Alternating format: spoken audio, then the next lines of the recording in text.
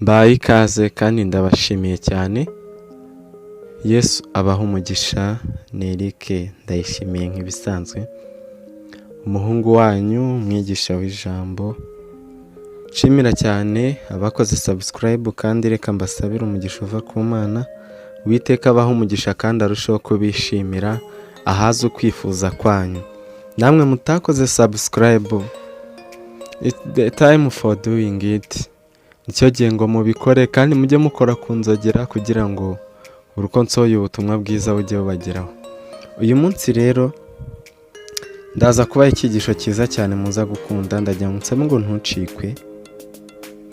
Nzaza nyuzamo mbavangire ubutumwa, mbavangire ibyigisho byiza by'ubwenge biri mu bwenge n'ubuhanga ushobora gukenera rwose kandi wakwibaza muri Bibiliya nk'uko njya mbikora ukurikije n'ibiganiro byashize. Uyu munsi ndaza kubabwira ku bijyanye n'amasezerano y'Imana dusanga muri Bibiliya.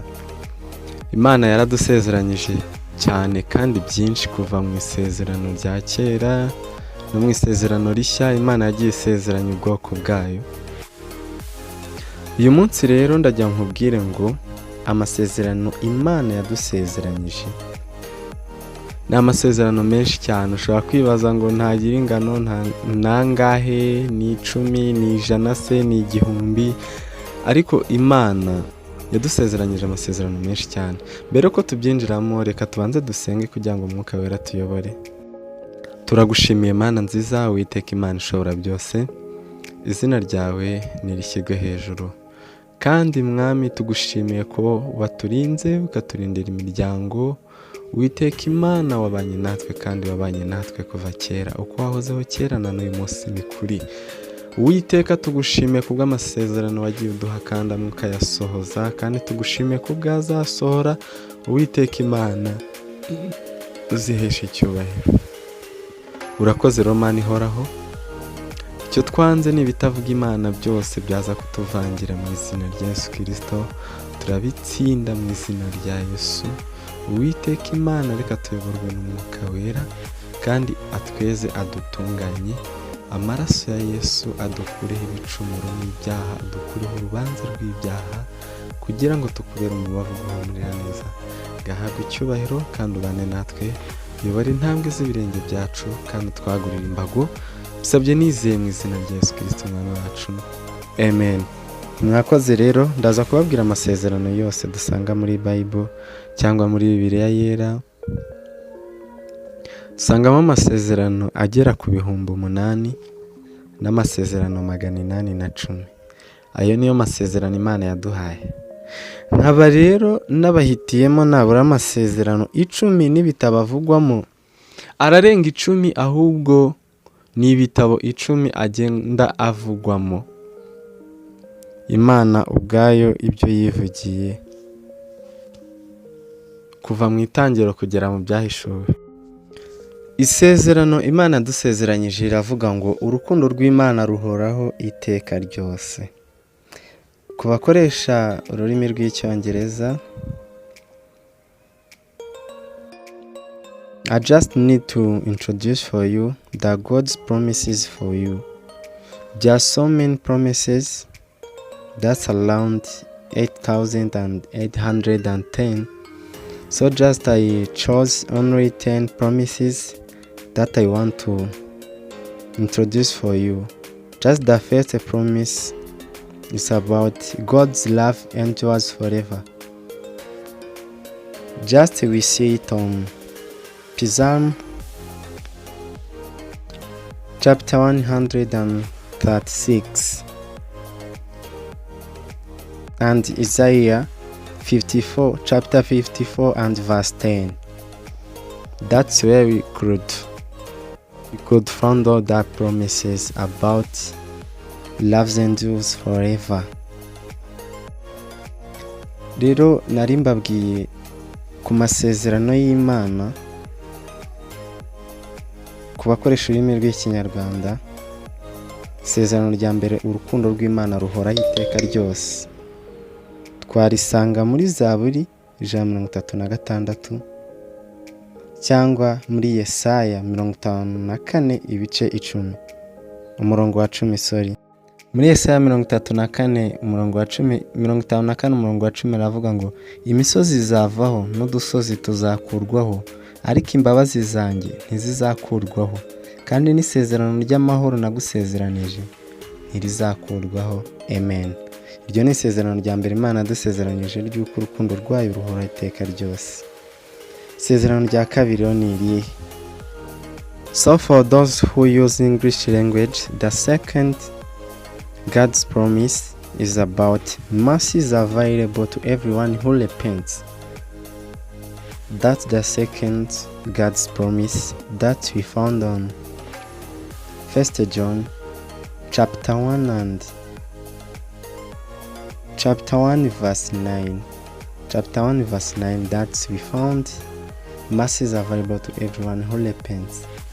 And also we can find in 2 Chronicles chapter 7 verse 14, even Psalm 86 chapter 86 verse 3. Isezerano rya kabiri riravuga ngo imbabazi ze ziri kuri buri umwe uzihana ibyaha. Iryo ni isezerano rya kabiri turisanga muri Yohana wa mbere igice cya mbere umurongo wa 9. Reka tuhasome twumve uko havuga. Aravuga ngo ariko nitwatura ibyaha byacu niyo yo kwizerwa kandi kiranukira kutubabarira ibyaha byacu no kutwezaho gukiranirwa kose. Amen. Kandi nanone tubisanga mu gitabo cya kabiri cy'ibyo ku ngoma ibice 7 umurongo wa 14. Reka naho tuhasome twumve uko havuga. Aravuga ngo maze abantu banjye bitiriwe izina ryanjye nibicisha bugufi bagasenga bagashaka mu maso hanjye bagahindukira bakareka ingeso zabo mbi, nanjye nzumva ndi mu ijuru bababarire igicumuro cyabo mbakirize igihugu. Haleluya. Amen. Amen.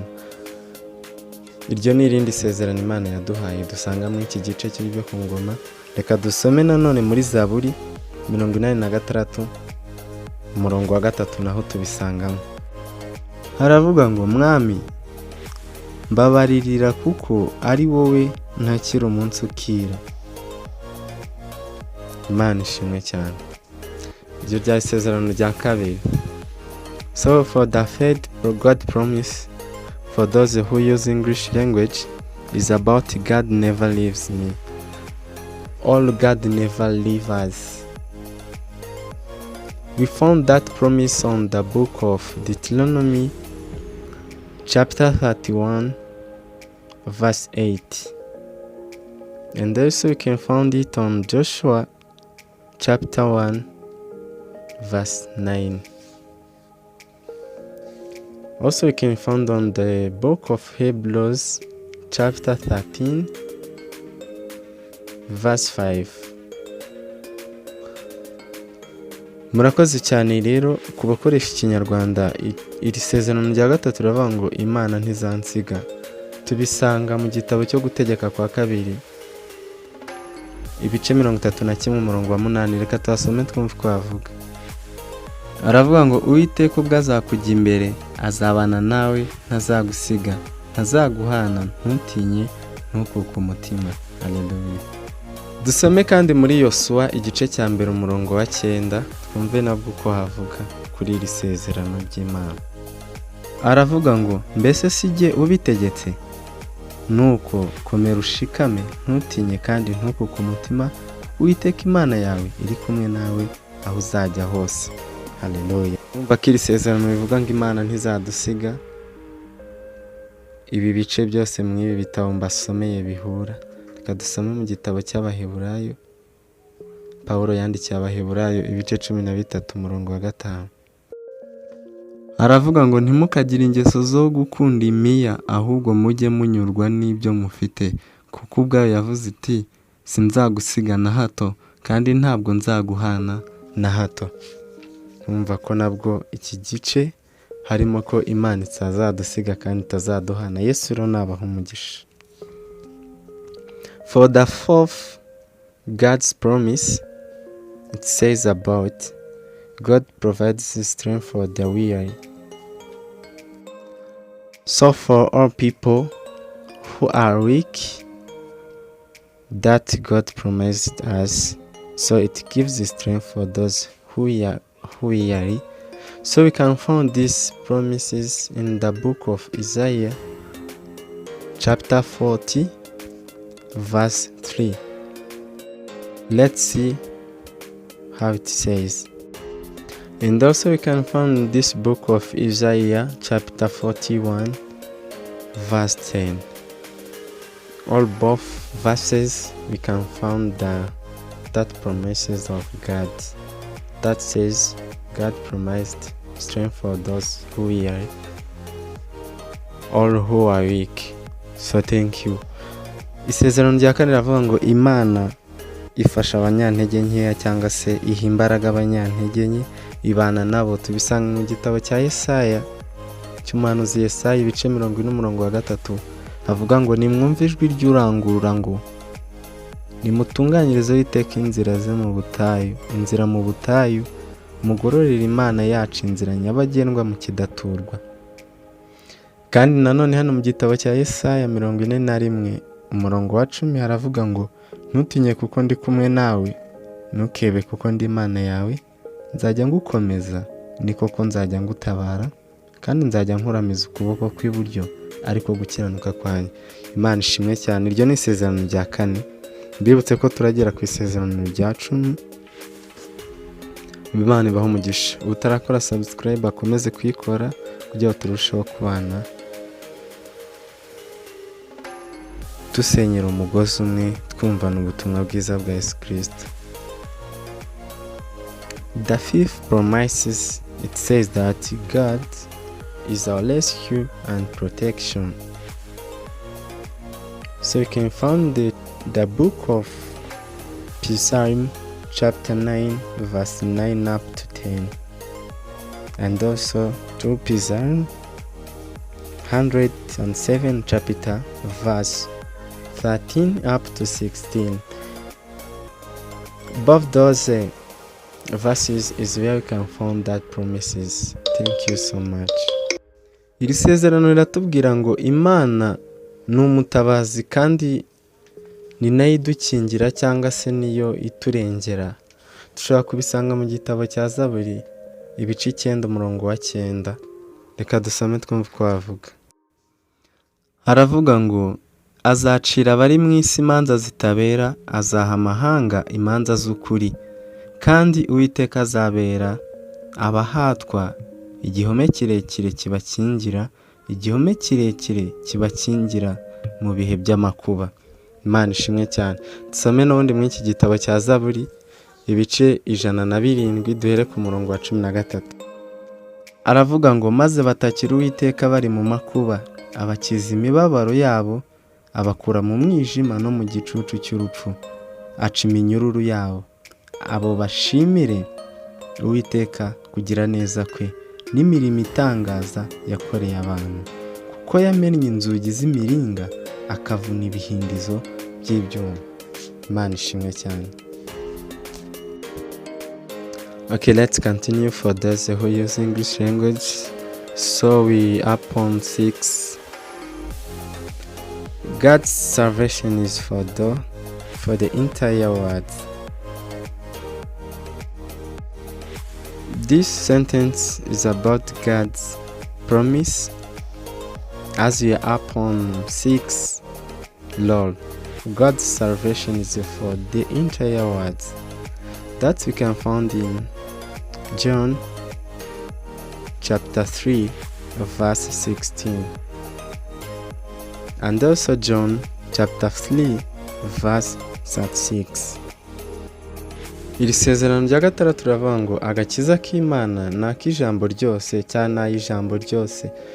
Udusomye mu butumwa bwiza uko bwanditswe na Yohana, ibice 3 umurongo wa 16, twumva uko havuga. Aravuga ngo kuko Imana yakunze abari mu isi cyane, byatumye itanga umwana wayo w'ikinege, kugira ngo umwizera wese atarimbuka, ahubwo ahabwe ubugingo buhoraho. Yesu atugirire neza. Reka n'ubundi dusome muri iki gitabo cy'ubutumwa bwiza uko bwanditswe na Yohana, ibice 3 umurongo wa 36. aravuga ngo uwizera uwo mwana aba abonye ubugingo buhoraho, ariko utumvira uwo mwana ntazabona ubugingo, ahubwo umujinya w'Imana uguma kuri we. Yesu nabane natwe. Iryo ryari isezerano Imana yadusezeranyije rya gatandatu. Mwibuke neza ko amasezerano yose agera ku 8,810, ariko nabahitiyemo 10 y'ingenzi cyane kugira ngo nyabasangize. Murushaho gukurikira iyi channel kandi mukore subscribe, mukore share, ariko ikiruta byose ni uko iri jambo ribakora ku mutima, mukakira Yesu nk'umwami n'umukiza ku bantu bataramwakira, n'abamwakiriye kandi mugakomeza agakiza mwahawe ku buntu. Yesu natugirire neza. So for the 7th God promise, it says about God will meet our needs, so that we can find in the book of Philippians chapter 4 verse 19. It's for about those who use English language. Iri sezerano rya karindwi riravuga ngo Imana izaduha ibyo dukeneye byose. Tubisanga mu butumwa bwiza mu gitabo Pawulo yandikiye Abafilipi ibice 4:19. Aravuga ngo kandi Imana yanjye izabamara ubukene bwanyu bwose nk'uko ubutunzi bw'ubwiza bwayo buri muri Kristo Yesu. Amen. Imana ibahe umugisha. So just we keep on moving about 8 promise that says God is always comforting us. That promise we can find in Psalm chapter 23 verse 4, and also Psalm chapter 27 verse 1. Isezerano rya 8 riravuga ngo Imana iteka ihora iduhumuriza. Tubisanga muri Zaburi, igitabo cya Zaburi ibice 23:4, no muri Zaburi ibice 27 umurongo wa mbere. So for those who use English, let's see about 9 promise that says God hears our prayers, that we can find in Psalm chapter 34 verse 17, and also Psalm chapter 15 verse 15. Chapter 50 verse 15. Isezerano rya 9 riravuga ngo Imana yumva gusenga kwacu. Tubisanga muri Zaburi ibice 34 umurongo wa 17, kandi no muri Zaburi ibice 50 umurongo wa 15. So 10th, as the last one promises in the whole 10 promises that I chose, so I would like to introduce for you the last one as 10. It says about all things will work out for our good. Is the 10th promises that God says. We can find that in Romans, the book of Romans chapter 8 verse 28. Even can found in Psalm chapter 31 verse 19. Isezerano rya 10 ari ry'Imana yaduhaye nyuma yuko yumva amasengesho yacu. Yaratubwiye ngo ibintu byose bizagenda neza. Imana ibaha umugisha. Mwebwe muhangayitse, mwebwe mufite intimba ku mutima, mufite agahinda, nimwihangane n'ukuri. Imana yumva gusenga kwanyu kandi ibintu byose bizagenda neza. Reka dusome mu gitabo cy'Abaroma ibice 8 umurongo wa 28, twumva uko havuga. Iki gitabo Pawulo yandikiye Abaroma ibice 8 umurongo wa 28 haravuga ngo kandi tuzi yuko kubakunda Imana byose bifataniriza hamwe kubazanira ibyiza, aribo bahamagawe nkuko yabigambiriye. Imana ishimwe. Murumva ko byose kuba tuyikunda bifataniriza hamwe kutuzanira ibyiza. Gukunda Imana ni byiza no kuyikorera, kandi kuyikunda cyane nuko uyubaha, ukayikundisha umutima wawe wose nk'uko ijambo ryawe ribidusaba. Reka dusome no muri Zaburi ibice 31 umurongo wa 19. Aravuga ngo indimi z'ibinyoma zigobwe zivugana umukiranutsi agasuzuguro n'ubwibone no kugayana. Erega kugira neza kwawe ni kwinshi, uko wabikiye abakubaha, uko wakorereye abaguhungiraho mu maso y'abantu. Imana nishimwe cyane kandi ibahe umugisha kuri mwe mwabanye nanjye, mukaba mwumvise ikiganiro mukirangije. Imana ibahe umugisha. Niba ucyumvise ari ubwa mbere utarakora subscribe, uyu ni wo mwanya ngo uyikore kugira ngo ubutumwa bwiza ntibukagucike. Let's say thank you so much for those who challenging myself for contacting me, following my content. So God bless you. If it's the first time for watching out my videos, so you have to make sure you subscribe and you make share, even like. So let's say God bless you and thank you so much. It's Eric Ndayishimiye. Follow my channel as long as you continue to see all my content above and below. So thank you. See you next.